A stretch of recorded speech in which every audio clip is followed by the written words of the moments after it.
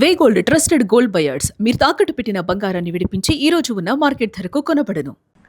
బతుకు తెరువు కోసం కువైట్ వెళ్లిన ఒక తిరుపతి జిల్లాకు చెందినటువంటి భాగ్యవతి అనే గిరిజన మహిళ అక్కడ నరక యాతన పడుతోంది.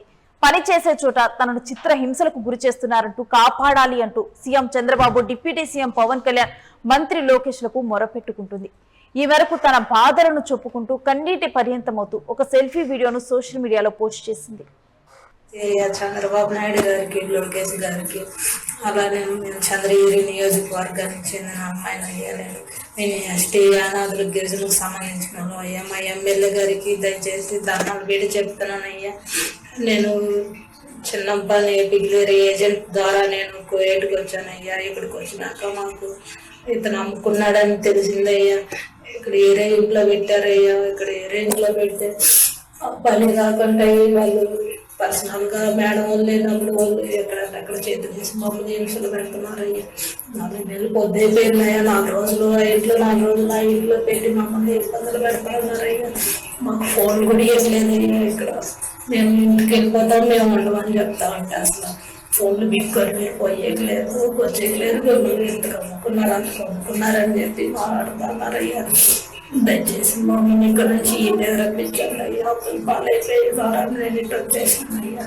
నా బిడ్డలు అదే అప్పులు పాలైపోయి బిడ్డల గురించి నేను దూరం వచ్చేసాను అయ్యా. నేను ఏజెంట్ ద్వారా మోసం అయితే వచ్చేసాను అయ్యా. మీ కాలు పట్టుకుంటాను అయ్యా. నన్ను ఇండియాకి రప్పించండి. తెలుగు రాష్ట్రాల్లో అనేక మందిని మనం చూస్తూ ఉంటాం. గల్ఫ్ దేశాలకు వెళ్ళిపోతారు.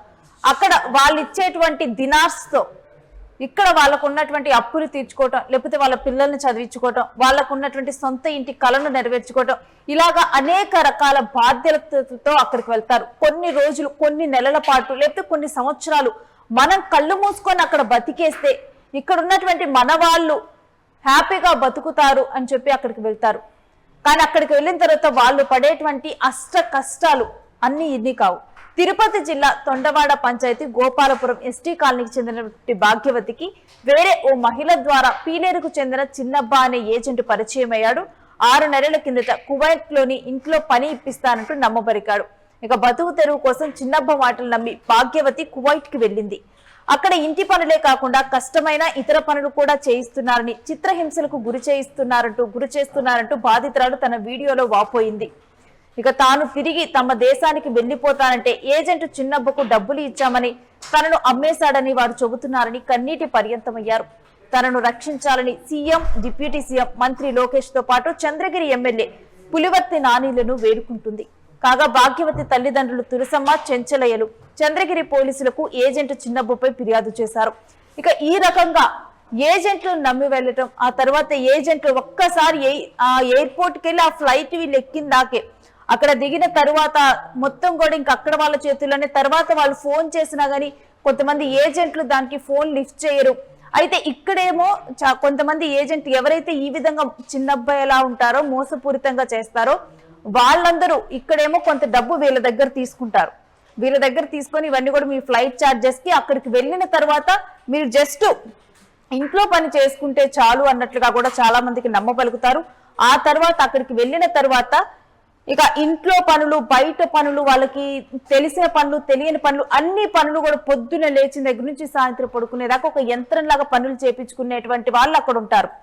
ఆ తర్వాత వీళ్ళు తిరిగి ఏజెంట్ కి ఫోన్ చేస్తే కనీసం ఫోన్ లిఫ్ట్ చేయరు.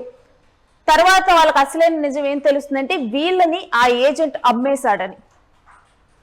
వాళ్ళు ఏదో కొంత డబ్బులు సంపాదించుకొని ఆ డబ్బుల్ని ఇంటికి పంపించుకొని కొన్నాళ్ళ తర్వాత ఊరికి తిరిగి వస్తే కొంత సుఖంగా బతకొచ్చు అనే ఆలోచనతో వెళ్ళిన వాళ్ళు ఈ విధంగా కూడా అష్ట కష్టాలతో కువైట్లో చిక్కుకొని పోతున్నటువంటి పరిస్థితులను, గల్ఫ్ దేశాల్లో చిక్కుకొని పోతున్నటువంటి పరిస్థితులను చూస్తున్నాం. ఇక అదే రకంగా కూడా ఇక్కడ భాగ్యవతి మోసపోయింది.